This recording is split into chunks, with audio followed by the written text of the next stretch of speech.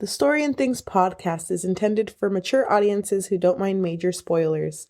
If you're returning or if this is your first time listening, welcome. Hope you enjoy.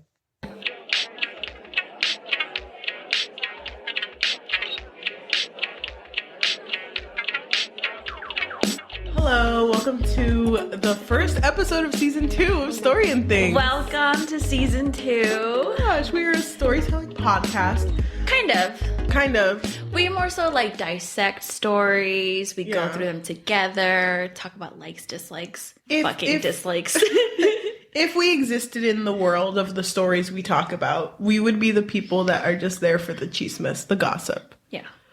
The bard, if you will. I'm your host. My name's Cheli. I'm your host, Yajaira. And today we are going to be talking about a Netflix series. Oof. And Oof. So good. It's so good. Taking up a storm, if you will. We are going to be talking about, it was apparently a Henry Cavill fever dream. And they made it into a Netflix series. Interesting. Maybe. Interesting, because I'm pretty sure it was a book first. No, it was weird because Henry Cavill actually... He wrote it like he did the Bible. He also wrote the Bible. Oh my god, he wrote the Bible? Henry Cavill, by the way, we're talking about The Witcher season 1 and 2. It's not Cavill, it's Cavill. It's like travel, but Cavill? Hello? Are you serious? Yeah. Wait, hold on. Hold on. I'm serious. Yes, I'm so serious. Why is it not Cavill? I also thought it was Cavill, but then he was in an interview and he was like, it's just Cavill. Okay? And you said it angry too. You know why? People who call me Cavill, fuck them. They don't know me.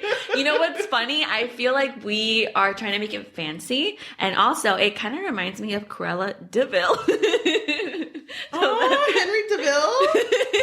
We're going to talk about Henry Cavill's Cavill. See, it doesn't sound as, like, catchy, though. Yeah, I agree. Henry Cavill. Henry Cavill and his Henry cattle. Like, he's just a farmer. We're going to talk about his farm. That's what we're going to talk about. And his dreams, apparently. And his dreams. He dreamt it up, I think. I think so. It just makes it... Allegedly, in my opinion, not really. I think he dreamt it up. But don't come for me, okay, Henry Cavill? Thank you. Sorry, Henry Cavill. But it will always be Cavill to me. It's kind of weird. I don't know. If someone mispronounced my name, like instead of Cheli, they said like Chelai. Or Eli. It's Chili. Eli. Like the Book of Eli. Oh, I wrote it. Yeah, it was you. Can't believe we're making so many biblical references. It's only been like 2 minutes. Who are we? Your dad would be so proud. I know, he would. But anyway, so when we are filming this, I know this is going to be a little confusing, but we bulk film. Yeah. So it is the new year. It is. Happy New Year, everyone. Happy New Year. We hope that you have stayed healthy and sane. But not happy.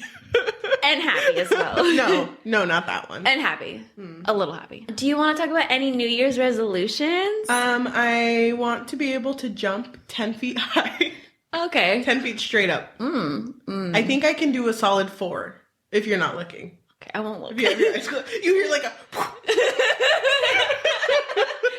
She's gone. She did it. 10 feet vertical leap. Huh? You got this? I believe in you. Maybe like 1 foot forward. I don't know if I can do it forward that much, but I can do it up.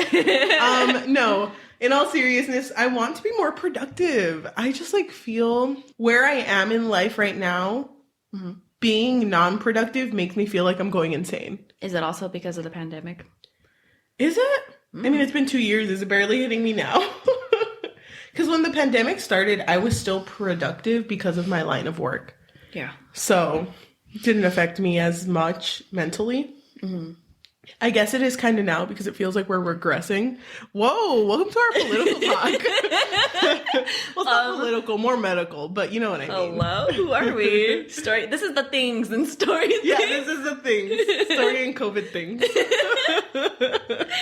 Just panty things. So being more productive, more so with the podcast, I want to be more, out there. Yeah. More known, more on TikTok. I don't like showing my face. I don't either. So can we wear masks? Is that okay? I know. But not like those face masks. Like, like a whole like V for Vendetta kind of face mask. Oh my gosh. Yes. And let's just wear it and never mention it. Actually, we're wearing masks right now. This is audio. This is currently a mask. I'm actually wearing a huge mask right now. Thank you for not mentioning it. You're welcome. Picture Henry Cavill. Cavill. Not facing... You just said it was Cavill! I know, I'm just kidding. I confused myself. If you had, like, looked at your phone and be like, oh, he just switched it. It's It's Cavill now. I would have believed you. He just actually tweeted it. It's so weird. Weird. Okay. Kind of weird. Okay. Anyway, so this is going to be a long episode, so we should get into it. So we decided that we're going to tackle The Witcher season 1 and 2. We'll try to. In one. Yes. We'll try to. We'll see how it goes. Yes. Because the summaries are kind of long. Yeah, it is. I mean, a lot happened in these episodes, but we'll try to get through it. Why don't you summarize season 1? I'll try not to interrupt too much, and then we'll talk about our likes and dislikes. So if you did not watch season 1, this is going to be a recap. If you did watch it, go ahead and leave a comment on how well Yajaira did, because she's going to do amazing. And if you leave a hate comment, you will be disintegrated. Yeah, Cheli will take care of you. Yeah. I'm just with my 10-foot vertical leap. Oh my god. It'll take me 2 jumps to get to you. Actually, no, I can only jump up. I can't go horizontally, so... That's next year's resolution. All right, so the first season of The Witcher is not told chronologically. So if you watch it, all of these things are intertwining, and it's almost like plot twists after plot twists. Yeah. When you actually listen to the story, you'll realize that, oh, wait, that was mentioned on episode 1 or episode 3 or whatever. So you kind of have to piece it yourself. But I decided, for the sake of the summary, I'm going to do it in chronological order. There are 3 main characters, and each of them kind of have their own stories, but they do intersect. So since Yennefer of Vengerberg is the eldest of our 3 main characters, I'm going to start with her. Okay. She was deformed. She had a hunchback and she was mistreated by her family. But one day she's able to conjure magic. And so Tissaia is a mage. She shows up at her doorstep, at her family's doorstep, and she buys her from her family. Yennefer is taken to Aretuza, where she, along with other girls that Tissaia scouted out, kind of hone in their magical abilities. At first, Yennefer struggles because she is a very emotional character, so she has a lot of chaos in her. Yeah, because you have to control your chaos to be a good mage. Exactly. And so Tissaia actually tells Yennefer that they're very much alike in that nature, that she is also very emotional, but she's able to control it. With time, she does control herself. So Yennefer is quarter elf, which, from what I understand, the elves are the ones that are more powerful with magical ability, so she is just more powerful. With time, she undergoes this surgery that makes her beautiful, because remember, she was born deformed. And in exchange for this beauty, she gives up the ability to have her own children. So then that means that she becomes this powerful mage. Okay. So now on to Geralt of Rivia. When he was a boy, his mother left him for someone else to take him in, and this other person turned him into a witcher. And that basically means that it's like a process where he goes through like a mutation. Yes. That makes him stronger than humans. Very painful, by the way. Yeah, it's very painful, and many of them don't survive, but he was one of the lucky ones. Yes. And he is basically a monster hunter for money. And many people look down on him because he's not really one of them either. And there's also this stigma that witchers are emotionless. So during a hunt, the town's bard, known as Jaskier, follows Geralt along. Not because Geralt wants him to be there, but Jaskier is like, oh, I just need inspo for a song, Yeah. So he's there, and he actually ends up witnessing Geralt spare the lives of these elves because, he was paid to kill them, but he realized, oh, they're not monsters, so he's not going to kill them.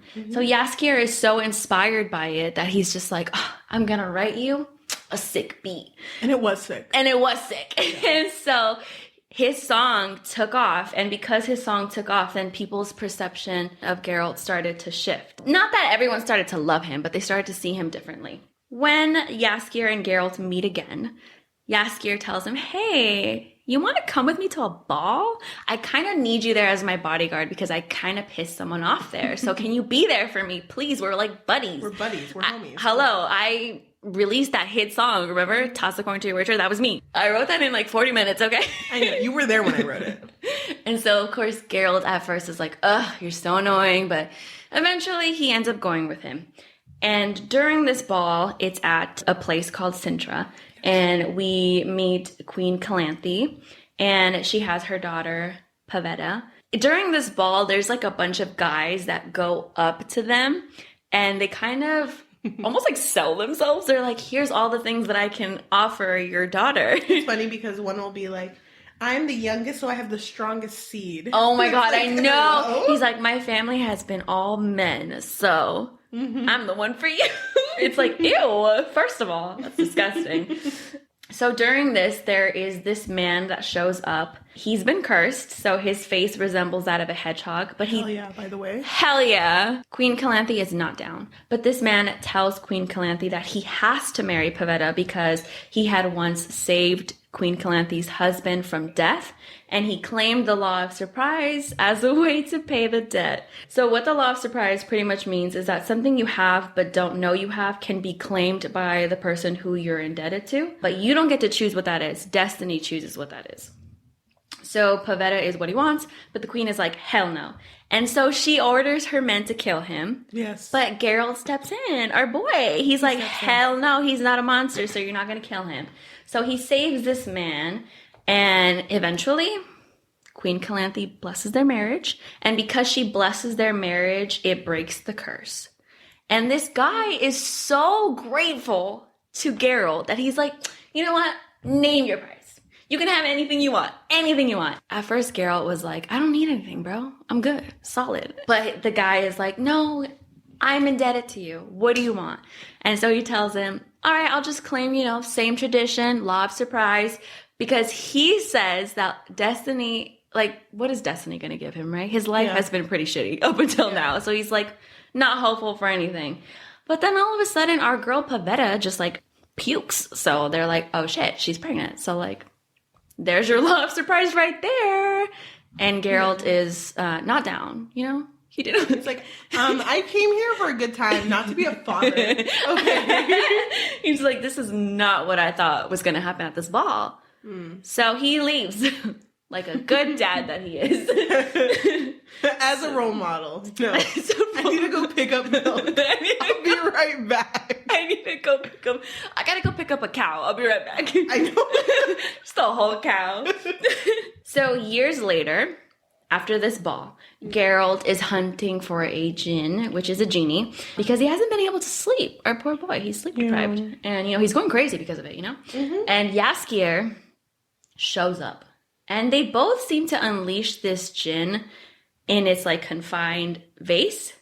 And it ends up hurting Jaskier, it's like life or death. Because of some words that Geralt spoke that he didn't mean. He didn't mean it. Okay, so it kind of made it seem like the master of the djinn was Jaskier, but it was actually Geralt, and Geralt told him to shut up or something along those lines.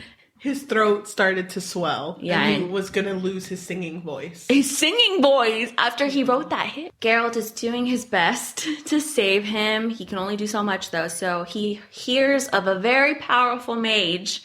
And so he takes Jaskier to this mage, and it ends up being Yennefer. And Yennefer agrees, but, she kind of has ulterior motives. We already found this out, but just to speed things along. Yennefer really, really wants to be a mother. And, no matter what she does, she cannot change what the surgery did to her. So she thinks that because of surgery to fix her deformity, by the way. Yeah. Also. Yeah, because remember, in exchange, she can't be a mother anymore. So she thinks that, there's got to be a way for her to be able to have that option. So she's trying to capture this djinn into her body to hopefully, I'm assuming, be powerful enough to undo that. But Geralt sees this and he's like, girl, you're going to lose your life. You're going to die over this. So he has to make his final wish. By the way, his second wish was for someone's head to blow off. He didn't know, okay? That it was an accident. It was an accident. He didn't know that he was the master. But when his head blew off, he was like, oh man, I'm the djinn owner. Yeah, I'm the djinn's master. So he had to make his last wish, and he did make a wish. We don't exactly know what it is. We can talk about that later. He saves Yennefer, and then, sparks start flying, Yeah, they hella start flying. They have sex for the first time. Yeah, and it's funny because Jaskier thinks that they're dead. Geralt is dead. He's like, I'm gonna write the best fucking song. Don't worry, bro. And then he looks through a window and is like, oh, While they're really alive. Yennefer and Geralt's paths cross again later on. I'm just going to go faster. And they seem to have a really strong connection. Mm-hmm. But the relationship turns sour when Yennefer finds out that Geralt's third wish had something to do with her. That kind of makes her feel like her feelings for him are because of magic. Yeah. And so she leaves him because she doesn't trust her emotions. And this pushes Geralt to fulfill his own destiny. So he heads to Sintra to check on that child surprise. You remember that child? Yeah. Mm-hmm. He's like, you know what? I'm going to go be a dad. But Queen... 12 years later, 12 or 13, I'm ready now. He's like, you know... Comes with the milk. He's like, I thought about it, girl. I thought about it. I brought it. But when he gets there, Queen Calanthe, she's not down. She's like, that's my only heir. I'm not down. You can't take her. She's mine. And she even tried to give him another girl, but it was like a whole thing. Mm-mm.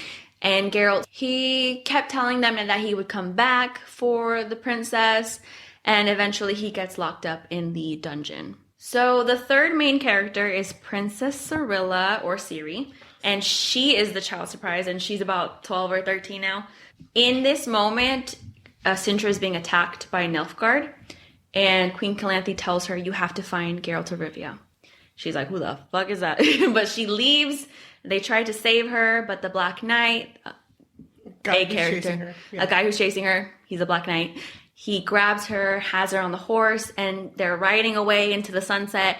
And then there's a monolith there, and she screams, and she breaks the monolith, which, by the way, they shouldn't break at all. Yeah. They should not break at all. Like, they're, like, impossible to break. And it cracks the ground, and that helps her escape. Yes. And at the same time, Geralt breaks out of the dungeon, and he's looking for her in Sintra. Oh, my God.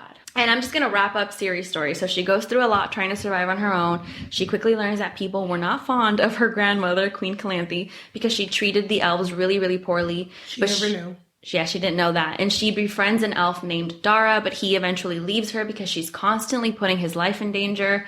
Many people want to get rid of her because she is the sole heir to Sintra. During her journey, she's searching for Geralt of Rivia, but there is a moment where she's surrounded by 4 boys that she once knew when she was in the kingdom. Yeah. And they're trying to drag her back to like a Nilfgaardian to collect money from her or for her.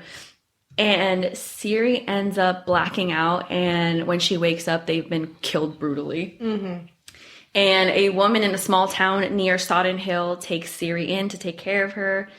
So Nilfgaard didn't only attack Sintra, they're kind of making their way upwards, like up north. So they're planning to take over more kingdoms, which forces the northern mages to sort of have an emergency meeting. Yes.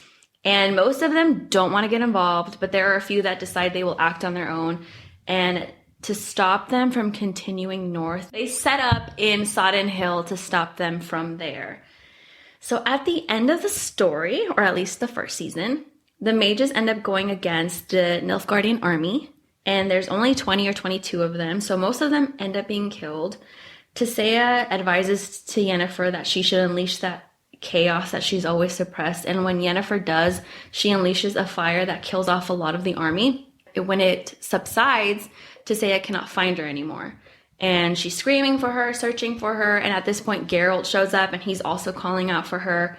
And at the same time, Ciri has a dream about Yennefer. Yes. And she leaves the safety of that woman's home who took her in. She leaves the home and she runs into the woods. And after countless times of always missing each other, Geralt goes into the woods and they finally find one another.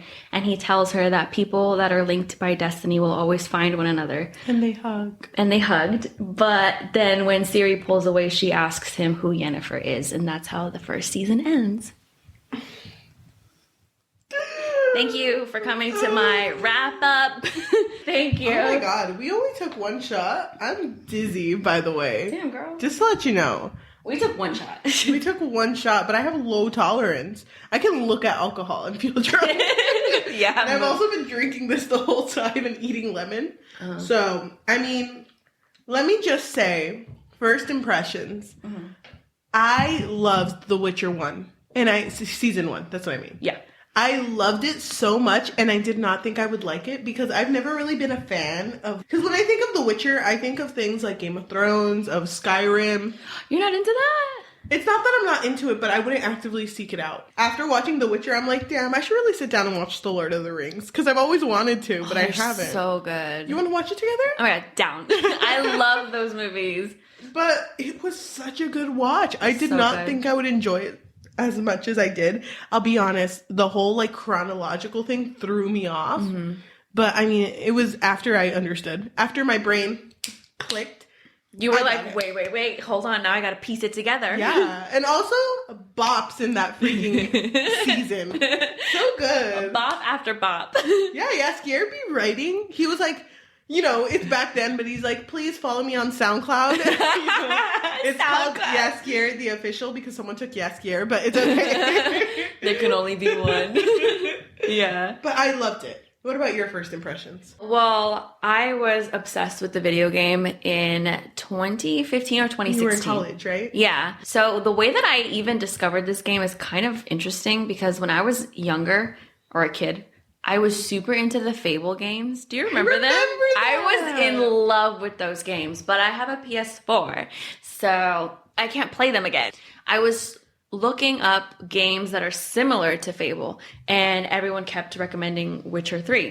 Mm-hmm. So that's why I ended up buying it, and I ended up loving it. Wait, is Witcher the same as Fable in the way that whatever you do kind of dictates how people view you? In Fable, all of your decisions kind of put you on a scale of how heroic or villainous you were. Mm-hmm. So you could have decided if you wanted to be a true hero or a true villain or somewhere in between.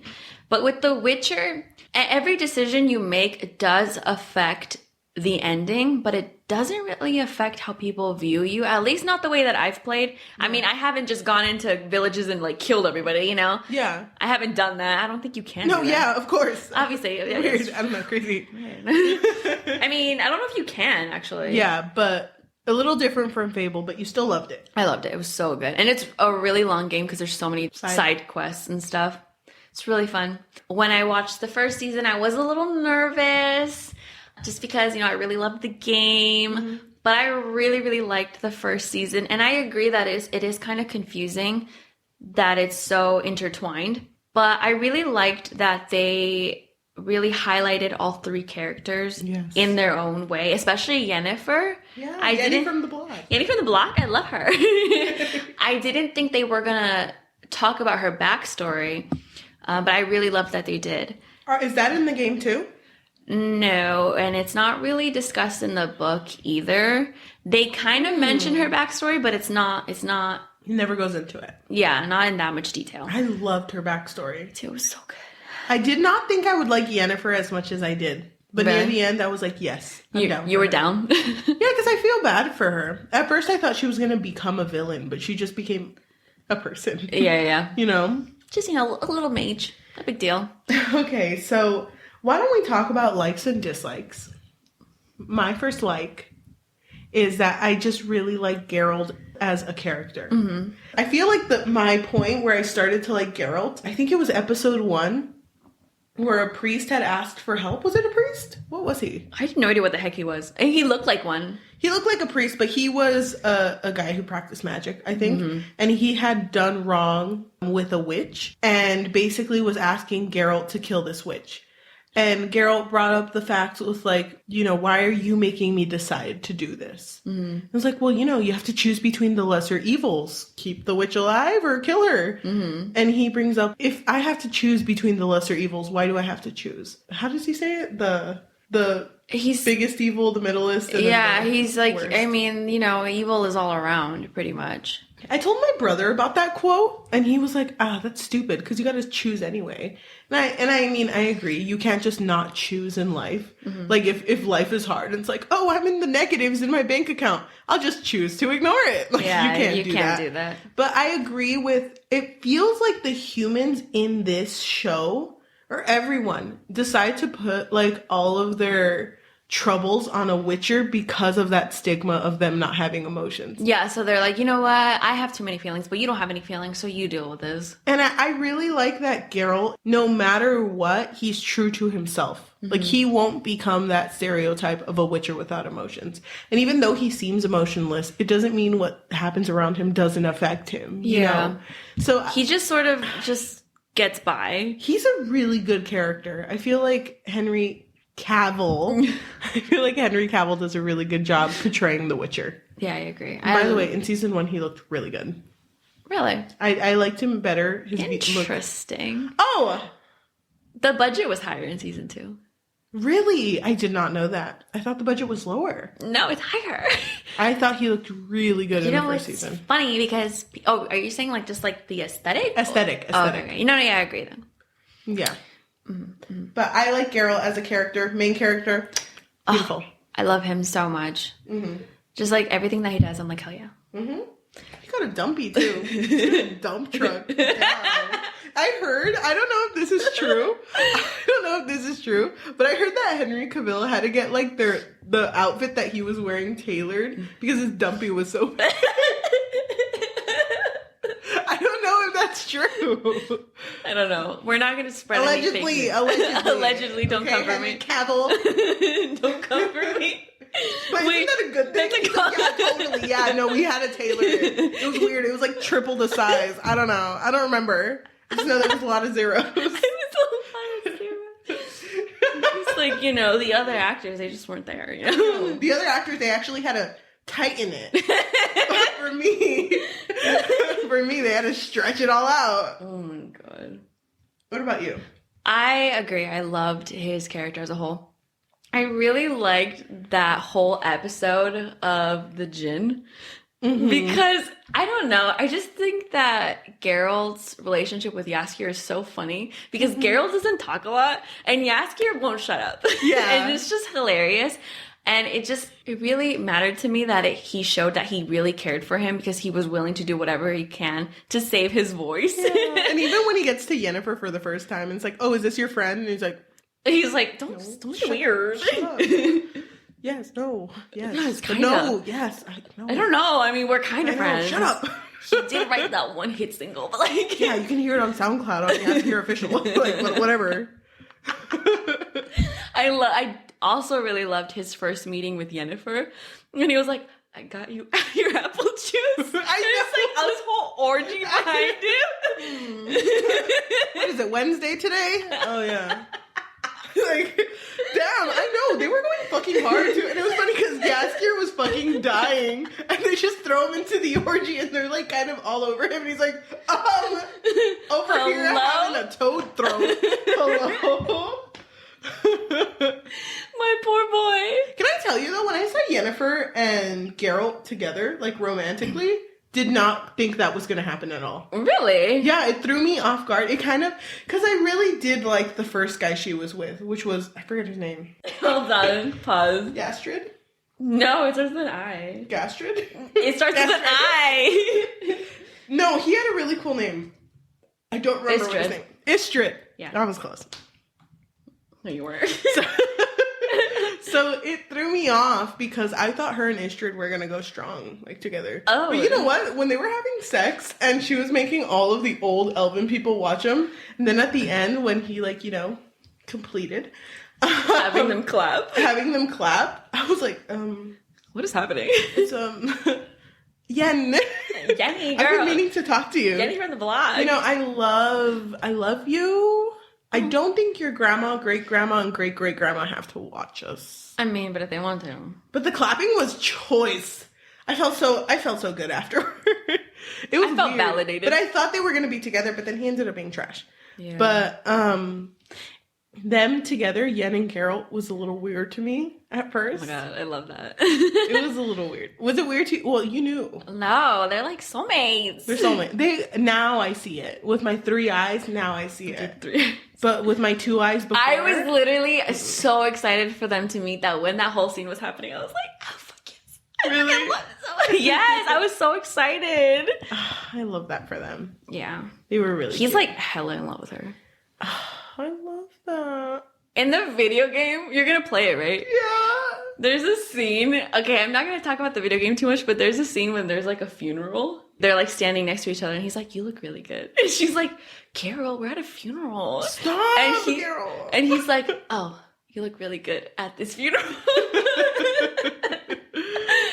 He's so cute. He's always complimenting her. Do you think that the show did a good depiction of how the video game characters looked? No, not really. The only one that I could say that kind of looked similar was Geralt.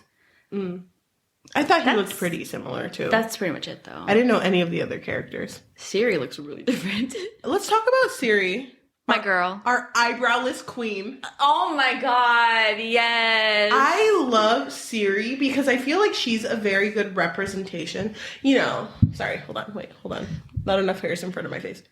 You know, a really good metaphorical representation of innocence. Yes, I agree.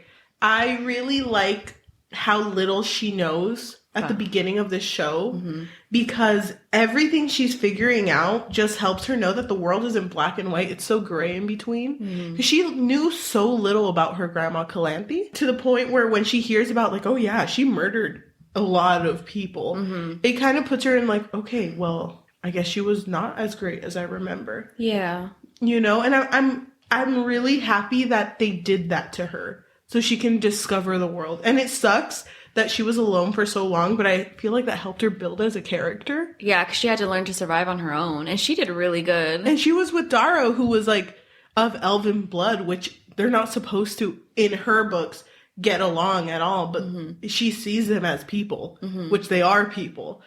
But, you know, that's not something that Calanthe would have agreed with. Yeah, but it's interesting because she does have elven blood. Yes, she does. So it's like, what the heck? It's kind of weird. Any other likes that you have from season 1? Oh, wait. While you're looking for your like, how do you feel about us not knowing Geralt's last wish?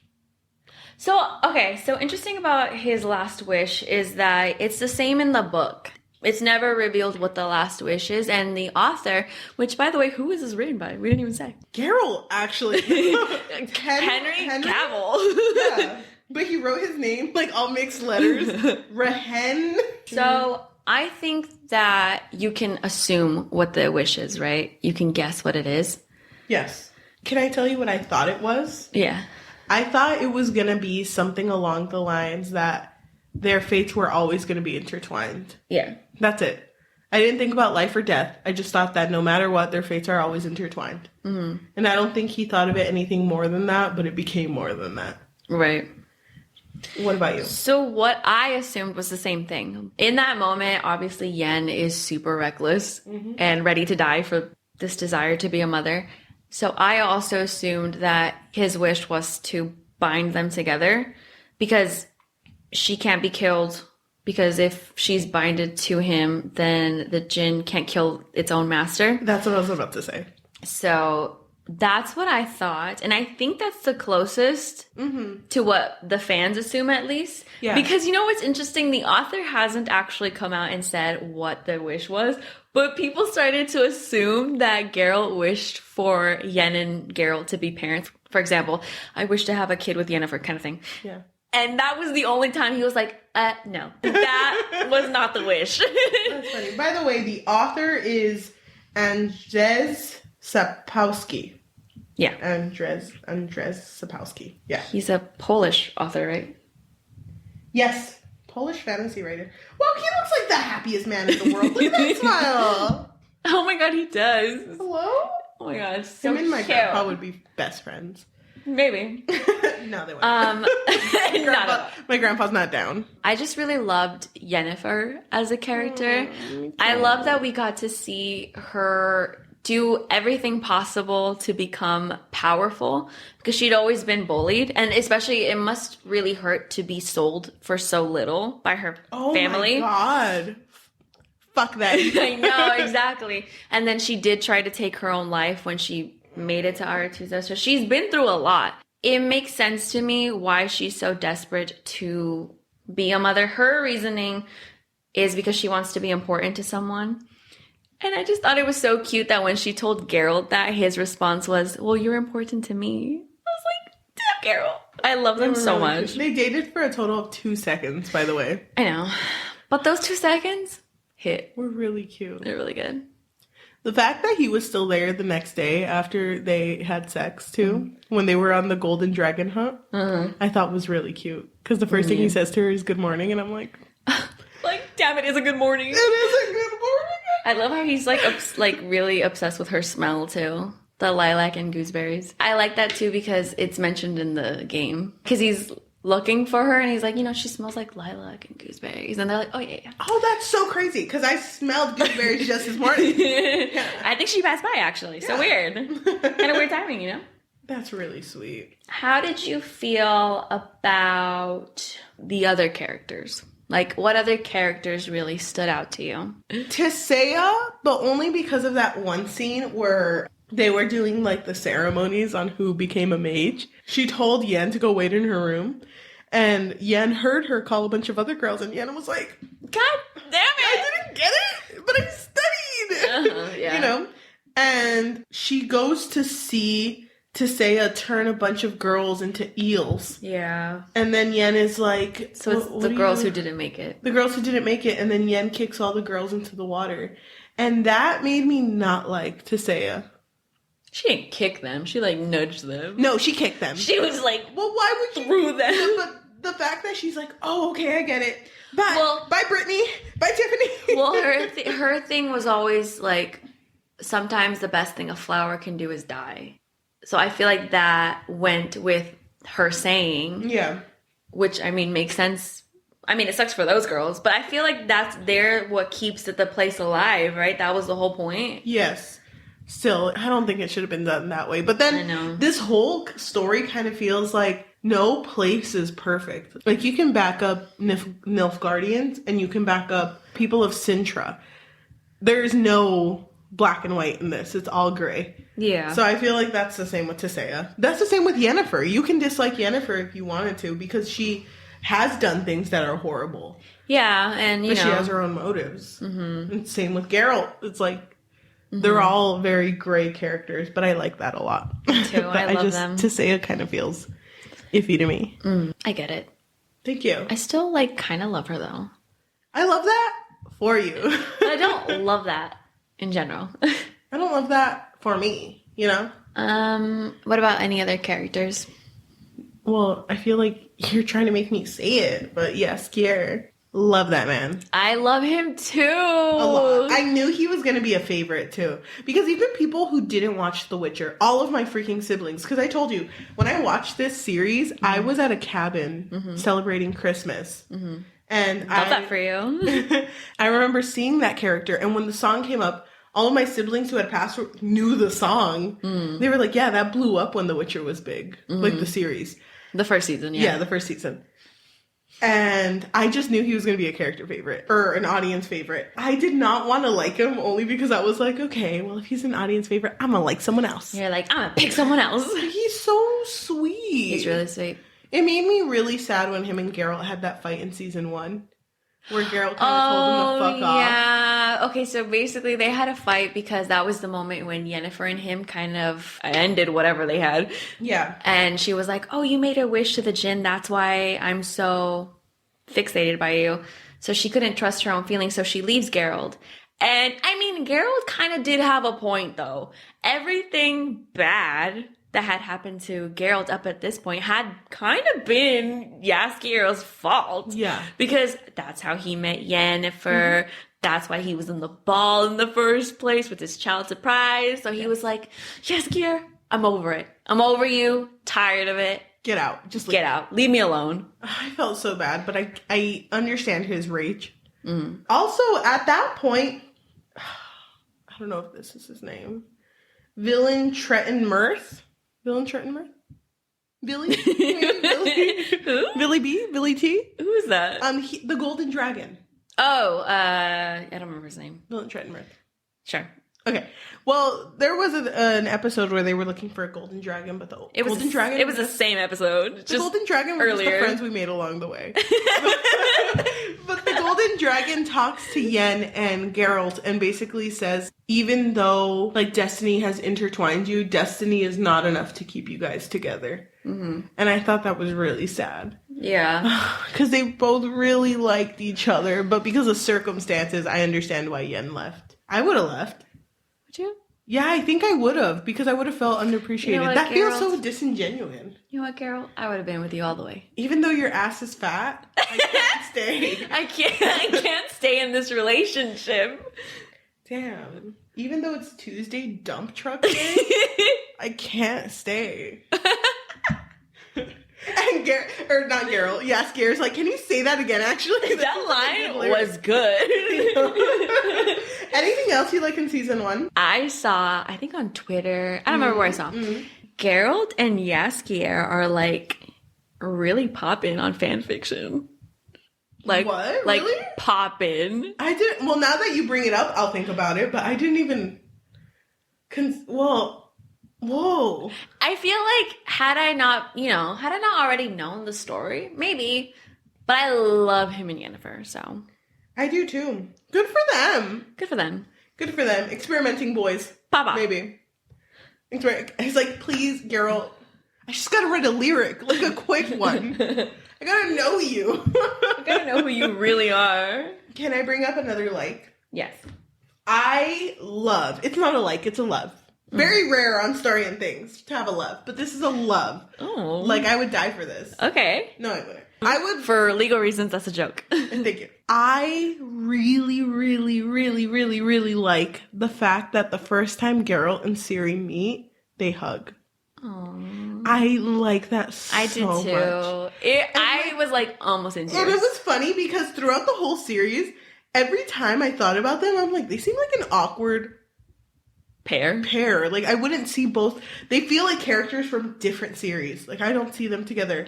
But as soon as they looked at each other, you were like, hell father, daughter. Let's go.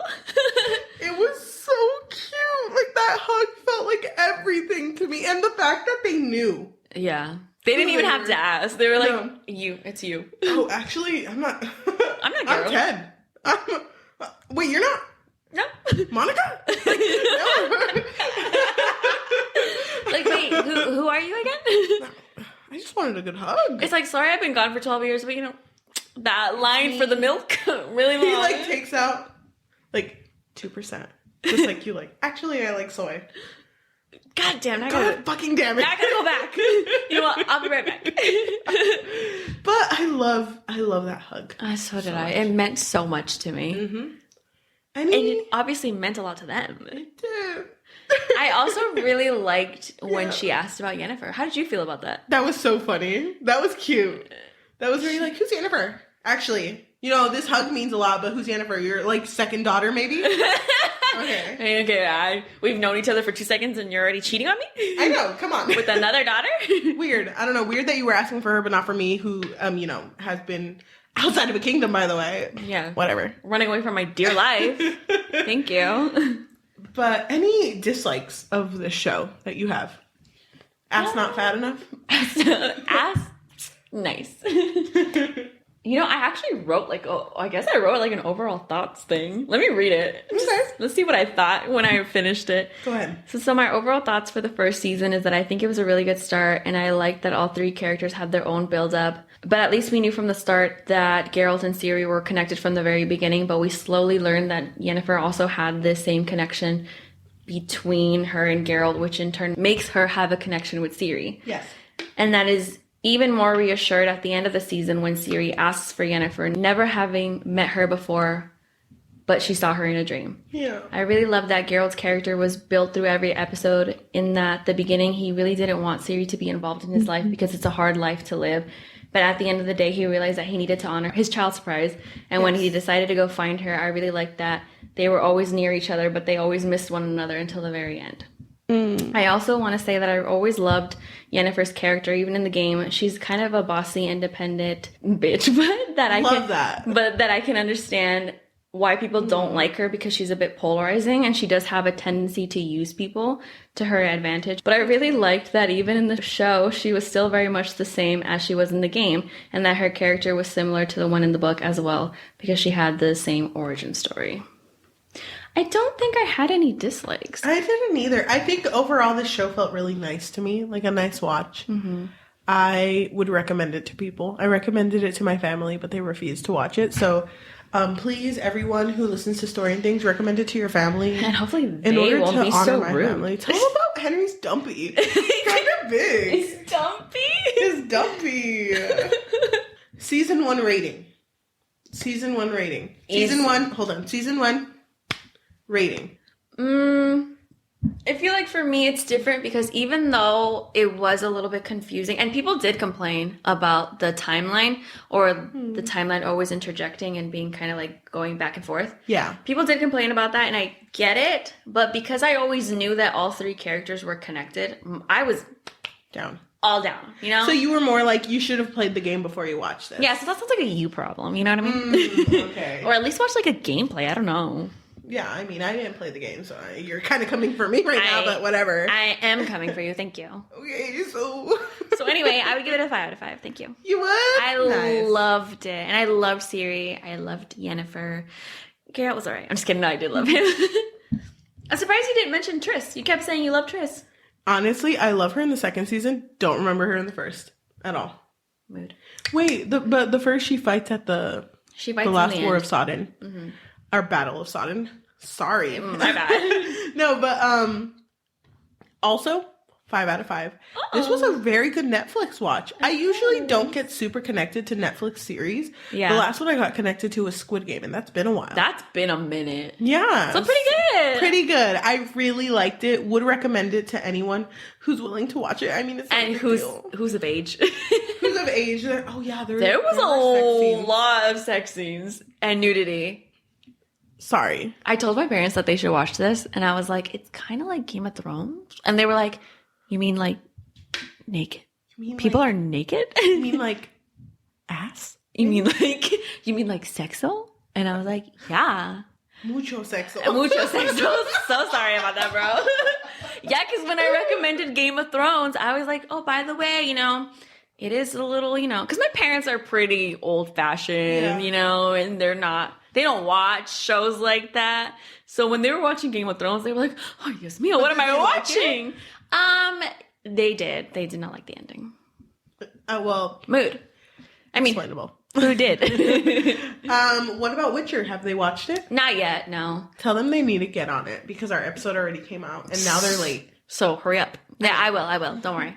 So now that you talked about season 1, I'm going to butcher season 2 right now. You're not going to butcher season 2.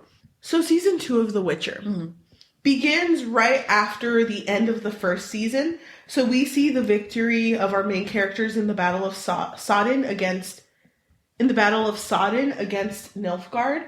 The war ends thanks to Yennefer, who under Tissa's command releases her chaos and caused this big fire explosion in order to get rid of everyone. So let's go back to Geralt and Ciri, which, by the way, Ciri, eyebrowless queen no more. I know. They gave her brows. She went on the horse eyebrowless. She went on Roach eyebrowless, but came off with eyebrows. So when she got off for the longer hair, when she got off for the first time, it was like a different girl. It's like just Geralt putting her down. Whoa, who are you? You're the same girl that was on here. I thought it was a different actress, but she just has eyebrows now. Yeah. So eyebrow queen, I guess. I really like the eyebrowless. She did have eyebrows before; they were just blonde. Eyebrowless queen, though. And now they're just brown. So okay, she's brunette. So Geralt and Ciri, who have finally caught up with each other, travel to Sodden in search of Yen, but were met with tragic news that no one has really found her. She's presumed to be dead. Without much else of a plan, Geralt and Ciri travel to Kaer Morhen, which is the last hidden Witcher community where Geralt grew up in. So there's only around 20 or maybe 15 Witchers in this community. Those are all the Witchers that are left in the world. Yeah. Because apparently to make a Witcher, you need elven blood, but there are no, well, to everyone's knowledge at this point, there's no pure elven blood. No pure elvens to give elven blood. While all this is going on, we see through the eyes of Yennefer, who is very much alive, and she was taken hostage by the Sodden side, which is another mage that grew up with her named Fringilla. So Fringilla is holding her hostage for a total of maybe 2 or 3 seconds. Don't want to go into specifics, but Yennefer does get out. When Yennefer does go back to Tissaia, her loyalty is questioned due to her past and just people in general not just trusting Yennefer. So in order to make Yennefer seem loyal to people fighting for Sintra, she was asked to kill the Black Knight, which was the guy who was chasing Ciri in the very first episode. Yeah, in the very first episode in the first season. His name's Cahir. But Yennefer refused to do this because she didn't want to do it under their command. The command of the people who were asking her to do it. So she's like, fuck it. She lets Cahir out and they both run away. Mm-hmm. So just to speed up a little bit, her and Fringilla end up meeting again as both of them become prisoners in an elven community ran by a lady named Francesca. Mm-hmm. So Yen tries to manipulate the leader in order to get herself out, which is something she used to do back then. So she starts singing some of the elven songs because, as mentioned in the first season, she is quarter elven. But Francesca gets really mad by this and ends up saying, do you sing our songs? Have you ever shed a tear over the elven? Anything elven? Which is like, damn, that's kind of true. You shouldn't be doing that if you're not actually feeling the emotions of the elven or the elven histories. Right. So here, all the characters start to have dreams involving something they yearn for, which often ends with a cloaked individual. We hear about Fringilla's dream, which is about her winning the war. I think that's what hers was. And then Francesca, the leader of the elven community, she has her child who is pure elven blood. Yeah, because her pregnancies have kept failing before then. She keeps getting stillborns or miscarriages. Mm-hmm. And then we see Yennefer's, which is her having a happy family with Geralt and finally being able to get pregnant. Which, by the way, that threw me off. And then all of a sudden her baby caught on fire. And I was like, oh shit. These weird dreams keep ending with a cloaked figure telling them to stop or kind of trying to lure them in, which is the work of the Deathless Mother, as we end up learning. She promises so much to the three individuals that Francesca, the elven community leader, and Fringilla, the second leader, I guess, the mage to the leader of Nilfgaard, start to believe this, and they actually end up teaming up. After all, the Deathless Mother feeds into the desires and feasts on the pain of people. So, of course, they're very swayed by the desires, so they're willing to give into this. Yeah. Fringilla allows the elven community to actually move into Nilfgaard because they are kind of just living in the forest. Mm-hmm. And she does this as tell me if I'm using this right, a de facto leader. So she's currently leader because Cahir is missing. I think that's correct, yeah. Yeah. And as leader, she lets the elven community move in, which is a very big deal because humans and elvens aren't supposed to get along because of the racism that lies in these communities. Right, and elves are considered like second-class humans in general, not just with humans, but... Yes, so this is a first, as elven and humans are not supposed to get along. However, Fringilla feels that it's best to work in numbers against Sintra. Yeah. Okay, so back to Geralt and Ciri. So like I said, they went to Kaer Morhen, which is the Witcher community, and they have a visitor who is Yen's friend, who also fought in Sodden, by the way. Her name is Triss. Marigold. Triss Marigold? Mm-hmm. Okay, so Triss is here, and she's here and notices that anytime Ciri spills blood, because, by the way, Ciri is training right now, and cute thing to mention, the way she's training seems very like she gets her aspirations from Geralt, which are really cute. So cute. It seems like everything she wants to be is like him because she likes how he views the world, how he doesn't have a bias, and she just wants to be more like that where things do not affect her as much. Yeah. So while Triss is here, she notices that anywhere that Ciri bleeds, there seems to be a sort of blossom of a flower that's apparently supposed to not exist unless elven blood has bled onto that ground. Yeah. So that kind of pieces things together. And Vesemir, who is the man in charge of the Witcher community, and Triss figure out that Ciri's blood being spilled is producing this flower, which can also help make Witchers, because this flower is supposed to help make Witchers. So Vesemir, of course, seeing that the Witcher community is dying, is like, okay, we need your blood, Ciri. Please, no take-backsies. We really need it. No take-backsies. And you know what? Ciri's actually very okay with this if she can be the first one to become a Witcher. I don't think she understands the severity of this because Vesemir does warn her that people, mostly boys, it's always boys, who try to be Witchers, they don't all make it. It is a very most small, of them don't. Yeah, it is a very small percentage of boys who actually become witchers. And even so, it is a very painful process. But she's like down. She's down. She's like, what were you saying? Sorry, keep going. Rolling up her sleeve like, sure. Keep going. So Vesemir is like, okay, you know what? Geralt's not here. What Geralt doesn't know? Yeah, Geralt is gone because he's checking on the monoliths. So the monoliths, remember, in season 1 are the ones that always broke anytime Ciri screamed. But she's only broken one. She's only broken one, but this seems like a weird thing to happen. So he's off researching these. So while this is going on, Fringilla and Francesca, which is the Nilfgaardian current leader, and Francesca, the Elven community leader, they're both doing well, but Cahir, who was the man who escaped because Yen refused to kill him, comes back, by the way, looking hella pathetic. He looks really pathetic, which kind of is very off-putting because even though he is, in fact, the leader, everyone in this community now looks to Fringilla because she's there with the people. Yeah. She is there making the changes. So it's a little off-putting because she's viewed as a leader, even though Cahir is there being a leader. So Francesca does give birth to an elven child who she names Fiona.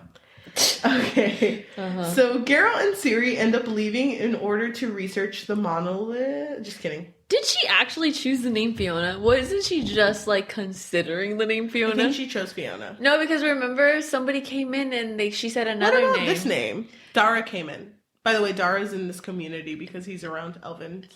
Yeah, but remember she said another name, and he was like, I like that name, and it wasn't Fiona. Geralt comes in, seeing Ciri about to be injected, about to become with a witcher, black liquid, and he like grabs her, like, what the fuck are you doing? I've been gone 5 fucking minutes. What's happening? I've been gone for 5 minutes, and you're about to change your whole fucking life. And she's like, I want to do this. But, it's not a phase, Dad. But I believe that they end up leaving around this point because they want to research more on why things are occurring, mostly the monoliths, right? Yeah, but just something else to note. While Geralt was gone, Triss Merigold also went through this dream-like state with Ciri. It's kind of like she was trying to fix things in her life by going through this dream sequence. But it was different than what it normally is because it started to show things that Ciri shouldn't know about. And also, it started to speak to her. Because in this dream sequence, you're supposed to watch it as a bystander. Yeah. But it started to interact with her. And through this, Triss kind of came up with the assumption that whatever Ciri is pure evil. And she's going to bring destruction to the world. Yeah. Which, nice thing to say to a freaking 13, 14-year-old. Because she kept saying, like, there's no stopping her. So when Ciri and Geralt are gone, a man does pop up in Kaer Morhen. And he is looking for Ciri. And he gets in a fight with Vesemir. And ends up taking the flask that contains Ciri's blood and is like, if I don't have her... This is good enough for now. Yeah. They didn't mention how much of her they wanted. So here it goes. So back to Geralt and Ciri. They end up in this place that's kind of like a pit stop. That's very, very safe. Nothing ever happens there. It's like a temple. It's a temple that's supposed to help. It's not a pit stop. He wanted her to train there. Yeah, he wanted her to train there, but it didn't last. Yeah. Because even though she was about to start her training, I think it was the first day. Well, first of all, they crash into Yen there. Hey, Yennefer. Who had also come into the temple. Yeah. And it was really nice. You know, it was a little reunion. Because she hadn't seen Geralt in, like, a minute. And she was being really nice, but just to mention, right before she got there, somewhere before, she had a vision of the Deathless Mother, and the Deathless Mother was telling her, if you want your powers back, because, by the way, after the whole chaos explosion in episode 1, but the end of season 1, she lost her powers. Yeah. So if she's been powerless this whole season. Yeah, so if she wants her powers, she needs to bring a sacrifice, which would be Ciri. But she didn't know who Ciri was. She just saw a flash of her face, and she's like, got it. And she sees Ciri with Geralt. She's like, what the heck? This is your child surprise? This is your child surprise? Oh my god, surprise! Your CS? Oh my gosh. She realizes that she needs to take her in order for her to get her powers back. But everything kind of works out in Yen's favor because the assassin that was in Kaer Morhen shows up in this temple and attacks. And even though... And Geralt, obviously trusting Yennefer. Yeah. He's like, Yennefer, take her. Or no, sorry, Yen, take her. And Yen does. Yen takes her. And it's really cool because during this moment, they're trying to escape. And Yen is talking to Ciri. Because right now, Geralt is fighting the assassin guy.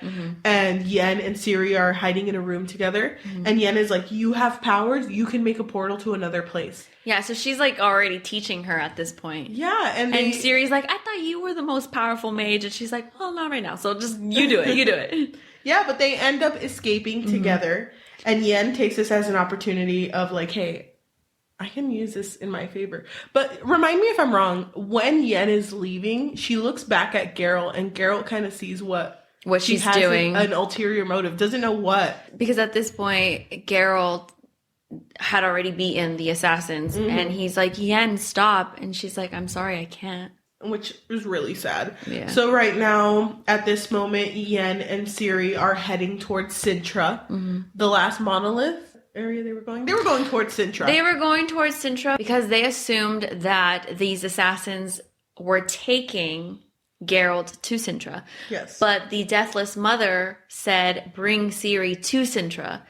And through like this door, that's where the sacrifice would happen. So Geralt was never actually in Sintra. She just made Ciri believe that that he was there. Yen was being facetious, and Ciri just like a little.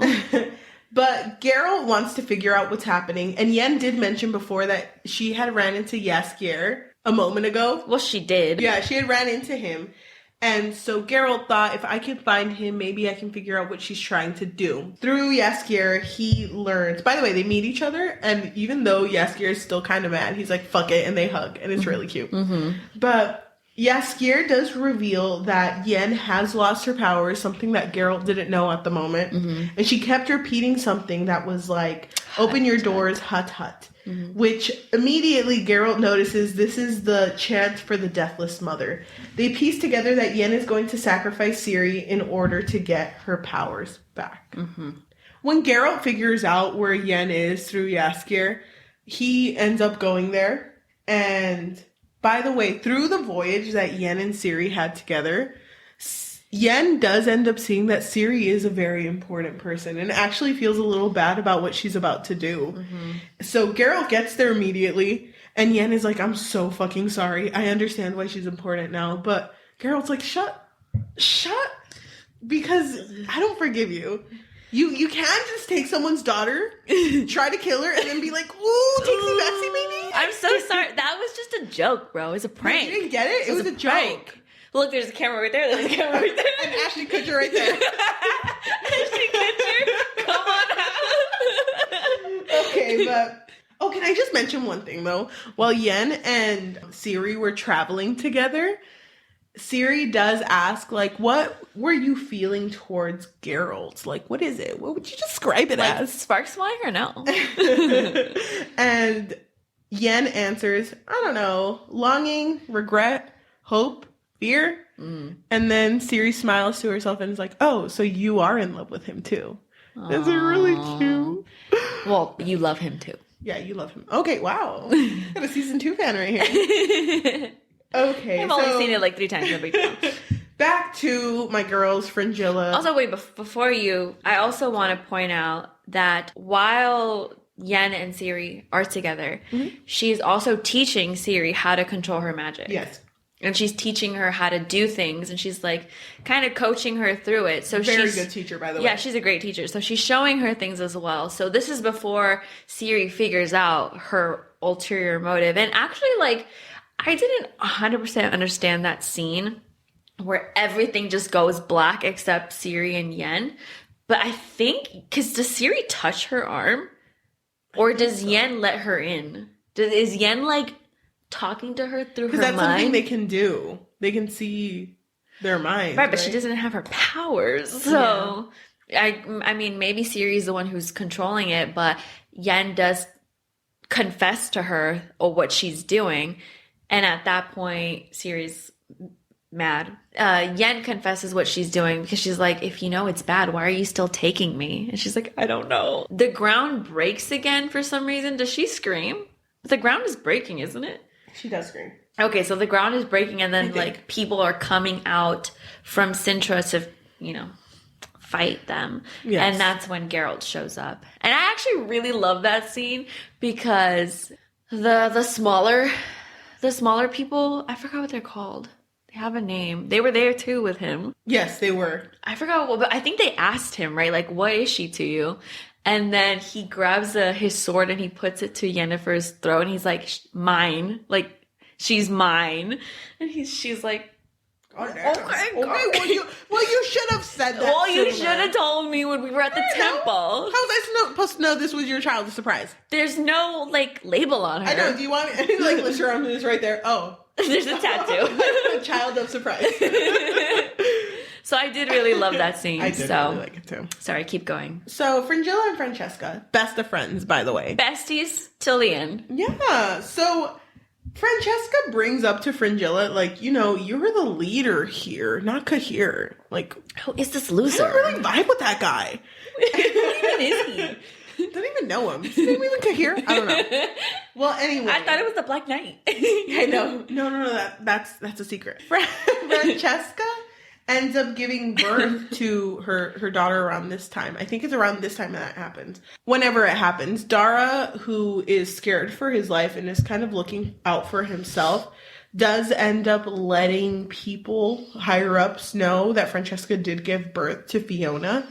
And Fiona ends up getting assassinated. Yeah. Killed in her sleep. Really sad. It is really sad, but it is a very hard blow for Francesca. She ends up cursing a bunch of mothers too and killing their children. Yeah, she gets revenge. Yes. But the reason why this is happening is because her relationship with Fringilla is kind of breaking at this point. Because Fringilla is being advised by Cahir that, why are we becoming besties with them? Because apparently they're going to turn on us. Yeah, exactly. Like, we can't just be friends with them. Mm-hmm. So because her relationship is getting, you know, tested. Strained. Yeah, there you go. It's strained with Francesca and Fringilla. That's why the whole, like, power kind of breaks, right? Because that was the whole point of the Deathless Mother. Like, you have to keep the bond strong. And they didn't. Mm-hmm. So that's why they lost the things that they were promised by the Deathless Mother. And remember, she feeds on pain. So while everything is going wrong for them, she's becoming stronger. Yes. Back in Kaer Morhen. Well, actually, not in Kaer Morhen. Triss actually left after Kaer Morhen. Because after all this is going on, after she had her discovery that Ciri can be something really evil, she goes back to Tissaia and basically tells her everything because she's the only lady that she trusts. Mm-hmm. But you know, Tissaia tells her significant other everything. Volgefortz. Oh my god. And Volgefortz just pops off on her. It's like, tell me all the 5 W's. Come on. Like, Let's you go. Need to tell me everything. But Triss ends up going back to Sodden because of this. And around this time, Ciri, Yen, Jaskier, and Geralt end up going back to Kaer Morhen. Yes. Kind of, but not really. So that whole moment after Geralt finds Yennefer and Ciri, he tells Jaskier to take Ciri back to Kaer Morhen because he's going to help Yen defeat the Deathless Mother. Yes. Which I love that he didn't even say anything. He was like, we got to go somewhere else. Like, he didn't even ask her, like, so, like, what happened? Like, what happened with the Deathless Mother? What at the end? Come on, tell me. So, by the time that they reach this house that she's confined in, she was already... Open. Like, it's completely open. She was locked in there by witchers. But, a long time ago. But her power was so strong because she was feeding on all 3 of them that, you know, she was able to break out. And so when she breaks out, she's, like, traveling all around this world and she gets into Ciri. So Geralt and Yen end up making their way back to Kaer Morhen, where they see Ciri, or they hear about Ciri killing all the witchers in their sleep, which is such a sad moment because these are the people that in season 2 Ciri grew up with. And I really like how it was portrayed in season 2 because at first they were kind of weirded out by her being there, but then it became to the point where they would talk about, like, they would just make jokes like, oh, what's something that's dumb? And then Ciri would be like, Lambert. Yeah. You know, it was a really good relationship. So the fact that she's possessed and killing all of these witchers is so heartbreaking. Mm-hmm. But they have the fight with the Deathless Mother, who is in Ciri's body, and they notice that they can't get rid of her because no matter what they throw at her, their pain and everything is making her stronger. And it's tough too because Ciri, while she's being used by the Deathless Mother, she's stuck in this trance of the last day that she was with her family in Sintra before everything went to ruins by the Nilfgaard attack. So she's in a place where she wants to be. Well, isn't her didn't her parents die way before that? Well, she's with the last good memory that she had. But before. Her parents are there. Her parents are there at the end, which is when she notices that it's not really a real thing. But she starts to realize, like, you know, as much as I miss this isn't the life that I used to have. Mm-hmm. But she starts to break out of it once Geralt realizes that the Deathless Mother feeds off of pain, so we have to do the opposite of that. Of fighting her. Yeah, so instead, he tells all the other witchers that are alive, which Vesemir, by the way, was so down to kill Ciri at the moment, because it was all his boys. Stabbed her and everything. He was like, I'm gonna gut her. Yeah, exactly. But then they do all realize that, like, we're not supposed to be doing this. We're supposed to do the opposite of what the Deathless Mother do. And I really like it because they're all like, Ciri, it's us. It's me, Lambert. Come on. Your bestie, remember? Yeah. I made fun of you one time, but it was fine. It was fine. And they all start calling out to her, and it's really cute because the last thing she hears is Geralt saying, come home. Mm-hmm. Come home to us. And she realizes that no matter how much she wants to stay in that trance, she knows that that's not true anymore. Mm-hmm. And she needs to move on. So she breaks out of the trance. Or no. She tries to break out of the trance, but the Deathless Mother says, you can't do that to me. And they realize they can't do it because they don't have another host for the Deathless Mother to go into. Because she needs a host. Yes. So Yen realizes that in order to make a host, I will give her one. Mm-hmm. So she slits her wrists. And, graphic. Yeah. And ends up becoming the host that the Deathless Mother needs. Mm-hmm. And as soon as the Deathless Mother is out of Ciri holds on to Yen and Geralt and take them to another sphere, as they say it is. Mm. And they see the Deathless Mother come out of Yen and just kind of fly around for a bit. You know, Deathless Mother things, DM things. Uh-huh. But while they're doing this, they see a lot of men on horses. And these men say, your place is among us. You are ours. Mm-hmm. And they get really freaked out. But Ciri grabs onto Geralt and Yen again. And they're out of there. So, like, you know, never happened. But they're out of there, and they say, was that the Wraith of Morag? And Geralt... The Wild Hunt. Geralt says, yes, that is the Wild Hunt. Uh-huh. But it's fine. Who needs to worry about that right now? That's season 3's problem, not season 2. By the way, while all this is going on, just to mention, Fringilla had this one meeting with all the leaders. Oh, yeah? And she fucking killed everyone. Annihilated them. She was like, don't like you. Cut yeah, throat. She was killing everybody except Cahir. Cahir, who she whispered into his ear, you either do what I say or you die too. And he's like, and it's funny because that one assassin that was going after Ciri actually connects a little bit to who Cahir and Fringilla end up going to talk to, because they were going to confess that it was them who killed the elven baby. But it wasn't. It was actually a higher up who happens to be, who we didn't know was alive. Ciri's dad. I knew. You knew. It was in the game. Dad. And Ciri's dad is like, I just want my daughter back. And it's a little weird because at the very, very end of season 2, we see Yen, Geralt, and Ciri talking. And Geralt's like a little confused, like, how is it that now that we know your blood is important, and that you have, like, elven blood in you, how did Nilfgaard know before anything? How have they always known? How have they always... And it's because of Ciri's dad. Emir. Yes. So, because of Emir, that's how they already knew. But they know that no matter what, Ciri is what was prophesized in elven communities. Mm-hmm. So she can either become the darkness that Triss feared, or she can save everyone. Mm-hmm. No pressure, girl. So at the end, they also make it seem that Yennefer and Geralt are still not in the greatest terms, but he does tell her, like, you're the one who's going to train her. Because he trusts her. And she's the strongest mage. Mm-hmm. And her powers are also back, by the way. They came back when she slit her wrists. After she sacrificed herself for someone else. Mm-hmm. It's kind of goes along with what Villain Trettenmirth, the Golden Dragon, said.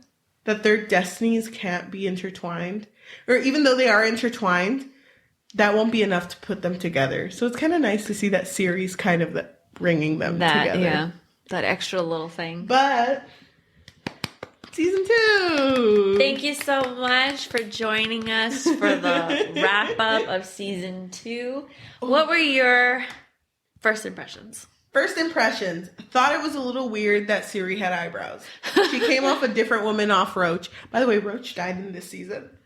It's too soon to talk about. It's too soon. Fuck you, Roach. But it doesn't affect me. It literally affects me every day of my life. But Roach died in the season. Sad. But Ciri, eyebrow queen, no. She got full on eyebrows. She does. She looks so good in this season. She looks so cute. But I kind of miss her eyebrowless look. Yeah, kind of. That's literally my first note. They gave her eyebrows this season. But I really, really like this season. Not as much as I liked the first season. I did like the first season more. But I thought this was a good second season, and I really like how this season ended, because I like the fact of knowing that if there is a season 3, I don't know if it was picked up for season 3, but probably. I like how Geralt, Yen, and Ciri are most likely going to travel together. I like that trio a lot, so I think that's a good trio to have. Yeah, and I'm really excited to see how their relationship builds, and how Yennefer essentially makes it up to Ciri for, like, almost killing her. My bad. Water under the bridge. Hey, we all make mistakes, okay? Even mages. Yeah. But she did lose her powers, so, like... But I cut her some slack. I know that you told me that they had more funding in the second season. Mm-hmm. For some reason, it didn't feel like it, because I didn't like the way Henry Cavill's eyes looked as the Witcher. Really? Because I had more of an issue with it in the first season. Really? I didn't. Interesting. Really? Yeah, because I kind of sometimes it felt like he wasn't really looking at me. No, but I felt like he was looking through me in the second season, which I mean, even worse. Maybe he was doing it on purpose. I don't know. Still dumpy 5 out of 5. Got that dumpy. He's still got it. Got that dumpy. Hell yeah. Overall thoughts of season 2. All right, so my overall thoughts of season 2 was that I was so excited to see how the relationship between Ciri and Geralt progressed. Mm-hmm. And I really, really loved the first episode of season 2 because I thought it really solidified their relationship together. Yes. Because Ciri really didn't... It's not that she didn't trust Geralt, it's just that her own instincts would want to go against him. Yes. And I mean, she did listen, but she didn't really want to listen, you know? So in the first episode with Nivellen, yes, they were dealing with a Bruxa? Yes. Bruxa? I don't exactly know what she is. There's a lot of monsters. I don't know all of them. I can recognize a good amount. But it seemed like she was sucking his life out, you know what I mean? Yes. And she did speak to Ciri. And what I really like about Ciri is that, like you said, with the first season, she has a lot of innocence. So even when the Bruxa was talking to her, she still, like, listened to her. Her first response isn't, oh, she's a monster, I gotta kill her. Mm. So when Geralt was fighting this monster, you can see it in her face that she didn't want her to die. In general, she just felt like Nivellen and this monster are in love. You shouldn't be doing this. Mm. She also didn't view Nivellen as a bad person for doing this. Yeah, because she didn't really understand. But isn't it interesting that even though he was so in love with this monster, if you will, when Geralt killed her, it did break the curse. Mm-hmm. I felt some type of way on the end because when Nivellen was talking to Geralt about, like, that he hated his life, he told him, like, I tried to take my own life, but because he has this curse, he can't. He could just keep coming back. So when he was back to his human form and Geralt and Ciri were leaving his place, he was like, at least, like, finish me off, you know? Because he didn't want to live without this Bruxa. Yeah. Geralt was just like, well, you're human now, so you do it yourself. That's something else that I want to say. I really like that Geralt isn't the typical, like, self-sacrificial character. Yes. He really cares about people, but he isn't gonna kill himself to save somebody else. No, he's not. And I really like that whole episode too, because it really sets the theme of, like, what do you consider a monster? Exactly. Because even though the Bruxa was... Bruxa? I don't even know. Bruxa was a monster, who was more of a monster here? Because it's revealed that Nivellen raped someone from, like, a nearby church. Mm-hmm. And this is something that Ciri didn't know, but as soon as she figured it out, is completely disgusted, and she even backs away from him as they're talking. Mm-hmm. Ciri was not down for Geralt immediately killing this Bruxa, but as soon as she started piecing things together, that's why I always say the black and white and the gray thing, because the world is gray. Like, you're supposed to not take things at face value. Like, oh yeah, fairy tale love sounds really cute, but you gotta realize that it's not like that here. Yeah. Because she was always used to things not being too complicated. So I like that through Geralt and in this season, she learns that she has to fight for herself. Yeah. And she has to view the world in not such a fairy tale way. Yeah. And it sucks because it's definitely like the moment that you grow up, right? When you realize that the world isn't flowers and sunshine and rainbows. But after this, I love that she looks up to Geralt. Yeah, and I know they don't cute. I know they don't have, like, the deepest of conversations, because he even mentions that he won't mention much to her. She doesn't let him in. He complained to somebody that she that she doesn't talk about what happened in Sintra. Like, she won't tell him. She won't let him in. And he complains about it because he doesn't let people in either. Yeah. So he's like, God damn. He reminds me of someone. Or she reminds me of someone. Really weird. Someone with a dumpy, but I don't know. I really like how much she looks up to Geralt. It's so cute. And it's funny because witchers are frowned upon. Yeah. They're not viewed as humans. They're not viewed as equals either. Yeah. So the fact that she's so willing to become like Geralt, I just love her view of life. How much she values elven life and witchers' lives. Mm-hmm. How everything to her is like, we all deserve a chance. Yeah, exactly. And the fact that the community of the witchers kind of took her in. Kind of. I mean, at first not. They were a little hit. Boy Lambie? A little hit and miss, you know what I mean? Some of them were a little annoying. Yeah. Like when she first started doing that dangerous course as like a witcher, or the dangerous course that witchers do, I was like, these guys are literally just watching her. Like, she's getting beaten up. And, you know, she's still a child. It did annoy me. It did annoy you. I was like, these guys? It's on site. Anything you liked from this season? Oh, my God. What didn't I like from this season? I really liked how Ciri was with Geralt as opposed to other people. Like, when he took her to the temple, which, by the way, I just remembered. He took her to the temple so she can learn signs. Which is like the magic, magic signs. Yes. Which is like Ard and Axie. Yeah. And Yrden. And so he took him to this temple because that's where he learned. Remember there was that guy who he looked like he was about her age or a little bit older.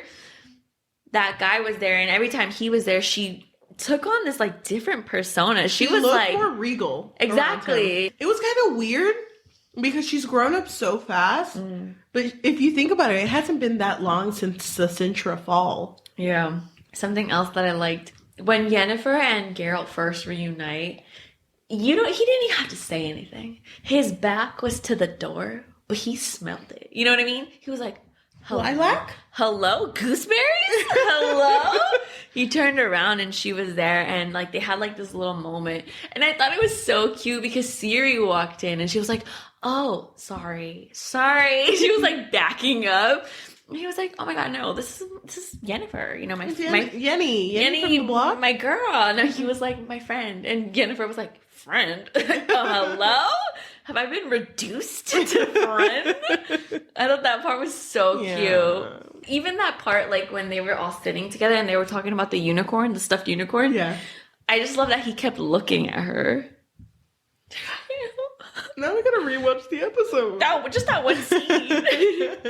I loved that scene. By the way, didn't mention, but I really like that no matter what had happened, when the deathless mother had given them their desires, I love that she still imagined her future of being a mother with Geralt. I know. And it was so domestic with the whole like, oh yeah, the food that you grew did really well in the market. Yeah. It's like, oh. It wasn't even like about monsters or anything. No. It was just like domestic. Mm-hmm. And I thought that was so cute. I feel like for Yennefer, I love her character. I love her character so much. I feel like because she came from nothing to being this powerful woman and working for other people, I think she really realized that she just wanted like a simple life, a simple girl. She did something that she wasn't offered before when she was deformed. So right, exactly. And she did mention like they took her options away. Yeah. So, you know, sometimes you just want to be a mom. You know? Jaskier coming back and hugging his boy Geralt, 5 out of 5. Oh my god, I love that whole scene with him like talking to the mice. Bye, gentlemen.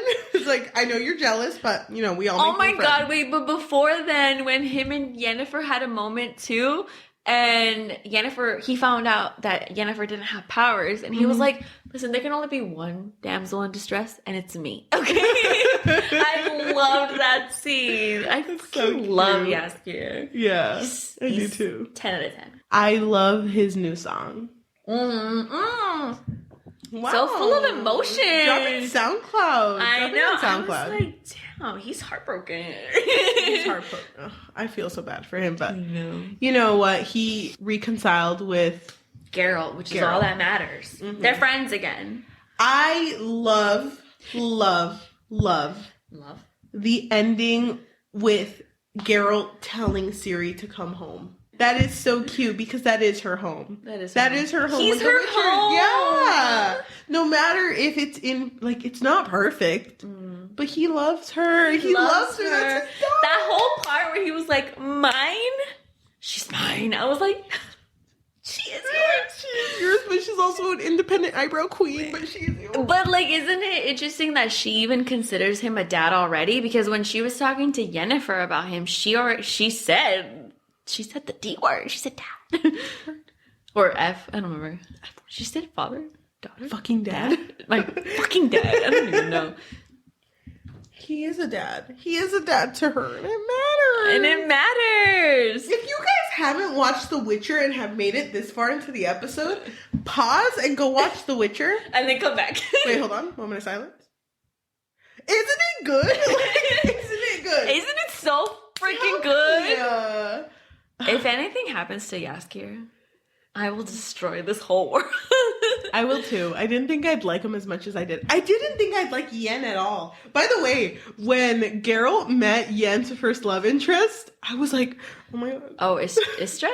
Yeah, it was funny because they didn't even notice at first, but I was like on the edge of my seat like, oh my god. Right. But then they did acknowledge it though. You're like, Yenna? No. Yen. Actually, her name is Yen. I actually call her Yen. Yen. Actually, I call her Love. No, actually, I call her mi vida. So, actually, I call her mi aire. So now what? Corazón melón de sandía? Yeah, that's what I call her. She's my heart, my soul. I wrote her a song. I wrote her a symphony. You don't compare. I am a song for her. Thank you. But I just love that. That was really cute. I don't want it to be a love triangle though. Like third season, it better be just her and Geralt. Yes, only her and Geralt. That's it. Only. Nobody else. And Ciri as her daughter. Thank you. Thank you. Thank you. That's the end of our podcast. Okay, thank you. Any other likes that you want to mention before we finally hit a close? I don't want to say like, but Fringilla's character. I really liked her character. Did you like her character? Yeah, I thought it was interesting comparing her to season 1 because, you know, obviously she was working with Nilfgaard and I'm always on Yennefer's side. Yes. 100%. So when her and Yennefer were having like these moments, I was like, you know what, Fringilla's not that bad. She's not that bad. She's not that bad. I like her growth from a follower to a leader. Exactly. I love that. I love that. I loved when she took on that role. Yes. Kind of wish that Cahir would have, you know, backed off. Would have just respected it, you know? But he didn't. Kind of rude. I get it. But how did you feel about the dad making a comeback? Oh my god! Like I told you when you came in this morning, because Yajaira came into my house this morning. Thank you. I busted in. You busted in. I didn't even know you were coming. So while I was waiting for you, when you came in, I was writing the season 2 summary. When I watched season 2 by myself and got to the end, I was like, "There's so many fucking characters in the show. Is that her dad? Like, Who the fuck is that? That is not her dad. I know Dooney. Dooney with a D." Dooney? That ain't Dooney with a D. It was funny because you came in and I was like, her dad? Like, hedgehog dad? Like, the hedgehog dad? The porcupine. You called him a porcupine. Well, she is a porcupine. Oh my god, half porcupine. Half porcupine, all love. No eyebrows. It kind of sucks. It doesn't suck. Because, when you're a stan, you know what I mean? Mm. But, like, I already knew that her dad was alive. What? And also, like, did you notice that when she was stuck in that trance, everyone was turning into dust but him? He didn't turn into dust. Go on Netflix, quick! You're what? Like, luckily it's on my favorite episode. So. Oh my god, I know. Recently watched. Oh my god, what? Yeah, he didn't turn to dust. Fake dad. Fake dad, fake dead, so... I know Gerald was gone for 12 years, but you were gone for fucking maybe 13 years. So. You were gone for longer, so who's the real disappointment here? I mean, it's kind of you. Where's the milk, Dad? 2%? 2%. Yeah. Exactly. I'm so excited for Yennefer to teach her more magic. I'm excited for Yen and Geralt to finally, like, reconcile.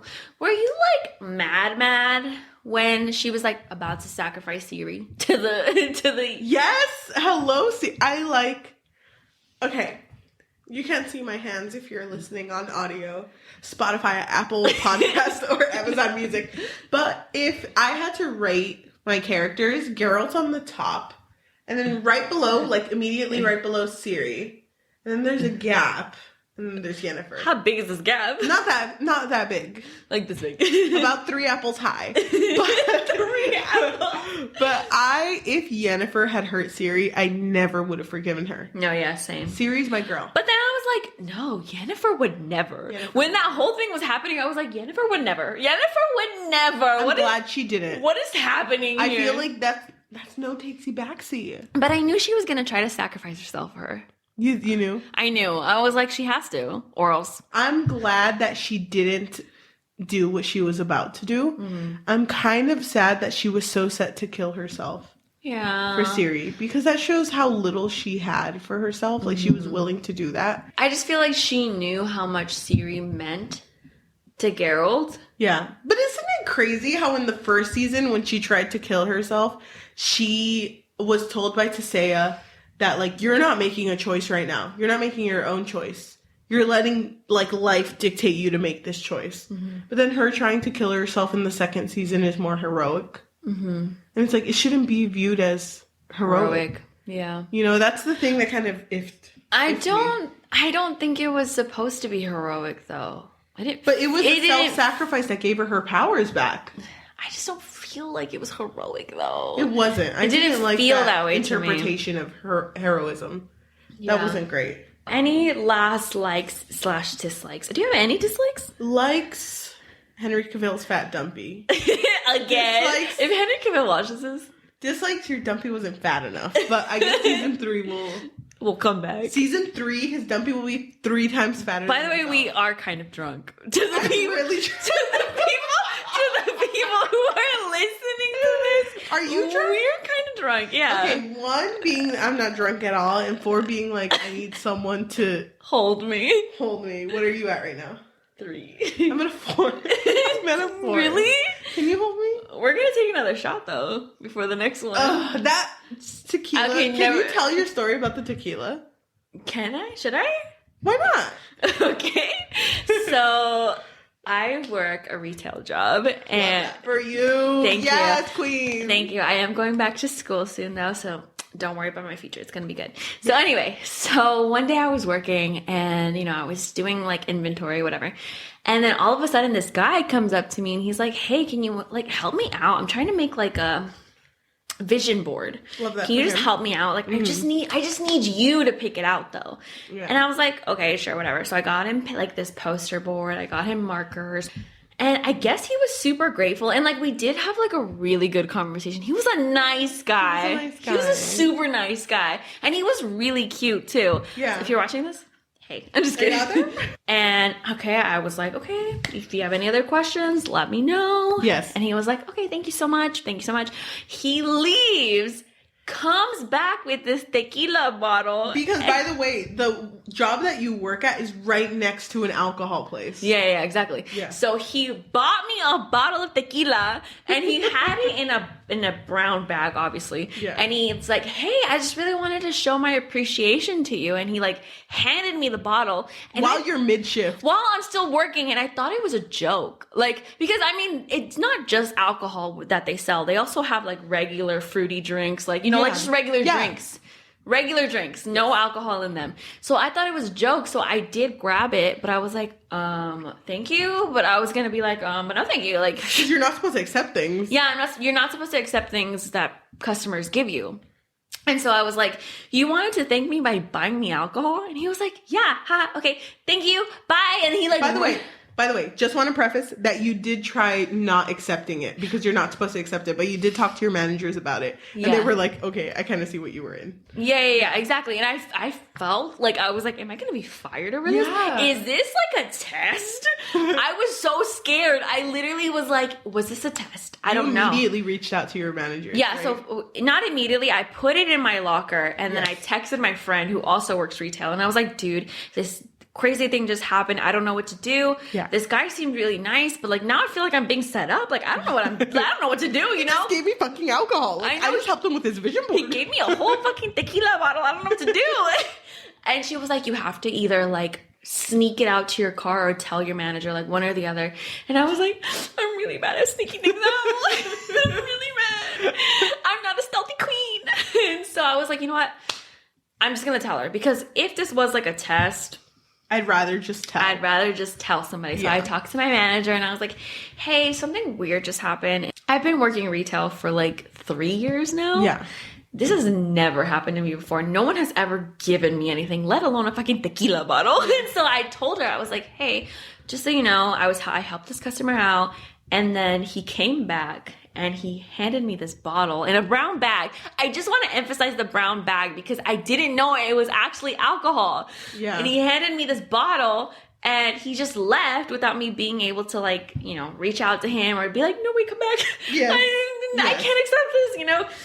I didn't know what to do. And she at first was like super confused. She was like, okay, are you okay though? Because I was like scared that this... A little frantic sounding, yeah. Exactly. I was scared that this could cost me my job. I was like, I don't know what to do. And she was like, okay, do you want to file a claim or something? Not a claim. She's...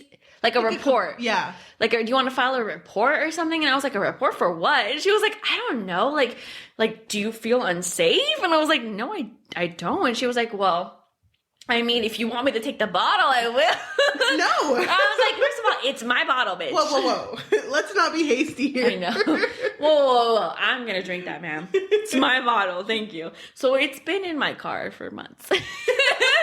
And by the way, if that guy's out there, thank you so much. Please subscribe. The reason why I didn't take it out of my car is because my parents don't really like alcohol. So I get it. It would have just been weird. It would have just been weird. So it was still enclosed, not open at all, and it's really good. By the way, really strong. It's like 80%. No, 40%. Wow, imagine 80%. Oh my god, I rubbing alcohol. I literally felt a burn though. 40%. But anyway, alcohol. Thank you so much for coming to my talk about worker life. Thank you so much for coming to this episode of season 1 and season 2 of The Witcher. You know, there's so much more to say about The Witcher. So if you want to comment about what you think, we will definitely try to make TikToks about it too. Yeah, we responding to you. Hopefully sober. Yeah. Right now. Yeah, sober. Yeah, sober. Thank you so much for listening. For those of you... Oh, actually... Pause on that. What is your rating for The Witcher season 1 and season 2 put together? So season 1, I give it a 5. Season 2, I really like season 2 a lot. Like a lot. I really loved seeing Ciri train.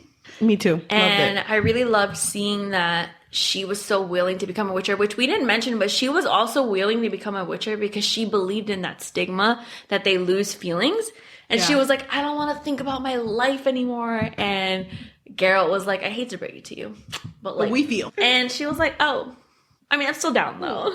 I think I would give season 2 a 4, only because my girl Yenny from the block. Yenny from the block. She's still Yenny from the block. I kind of wish she'd had her powers longer. I understand why they took them away. Yes. But I kind of wish she had them longer. Did she lose her powers in the game? No. No? No. Okay. That was a whole, no. I also give season 1 a 5. Thank you. Thought it was a very strong season to start a series. Henry Cavill looking fat ass dumpy. Season 5 still looking fat ass, dude. Just can't get over that dumpy. Me neither. But season 2, I feel was strong, but because I don't know, I feel like season 1s always do well, but season 2s, because they're trying to delve deeper, it starts getting a little more like slower. Yeah, I think that's a good word for it. But he used his magic more. I love when he uses his magic. Me too, because he didn't really in season 1. But it was like a tease. Season 2 felt a little intricate. That's what I'm meaning. There was so much going on, which I understand that this is such a dense like series that I feel like it would be more understood in a book, which I would like to read this book, by the way. I've read like half of the first one, and it's so interesting because a lot of the things that happen are shown in the show. Really? Yeah. That's really nice to hear. It's just connecting more to like the bigger story. Okay, but I feel like season 2 just wasn't as great as season 1. I think I would give it a 4.8 or a 4.5. Oh my god. But I still really... Though. It's just that fat ass dumpy that got me. Got me in its clutches, dude. Not the fat ass. But 4.5. I'm sorry, we're really drunk. We're really drunk. We haven't been drunk in a while though. The last time we were drunk was probably when we filmed after. That was a trip. I keep looking at the camera, by the way. Do you notice that? Yeah, I do. Wait, hold on. Do you notice that? I'm like trying to look at it more, but it feels weird because I feel like I'm looking at no one, but I'm also looking at everyone. I don't know. It's crazy.